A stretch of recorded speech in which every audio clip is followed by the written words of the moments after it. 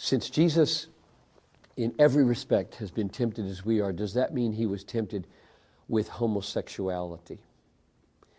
You know, this statement, tempted in every respect as we are, yet without sin, is troubling because there are a lot of things you could think of besides this one. This is a real difficult question for me. Here's way more. I'll come back to homosexuality in a minute, but I think some of my worst temptations come from situations I've created by sinning. Jesus never got into a situation created by sinning. Jesus never felt guilt. I think a lot of my temptations are owing to what I do with my guilt feelings. So how's he going to empathize with me there? So this is not an academic question for me. Here's my best shot at what Hebrews meant when it said tempted in every respect. Surely he knows that Jesus didn't face in every objective kind of situation we face.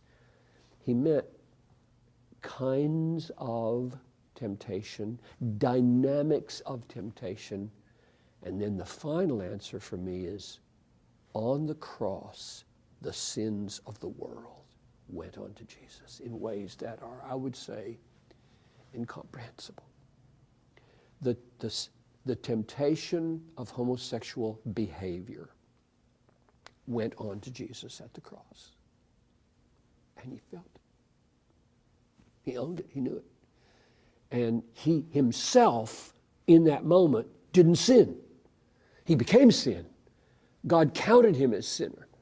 But he didn't sin. Now, I don't know if that's the best solution or not.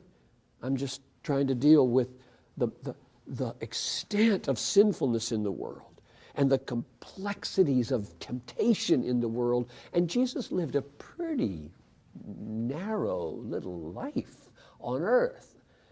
There's three years of ministry in a Jewish context. And so I would just say, in his life, things came at him that are more than we know.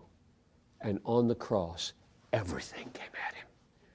And he dealt with it in an obedient way. That's why it says the Father regarded the Son's offering as a fragrant aroma in Ephesians 5:1 and 2. He looked upon his Son not only as bearing the sins of the world and thus his own wrath, but he looked upon his Son as an obedient Son that he was very, very proud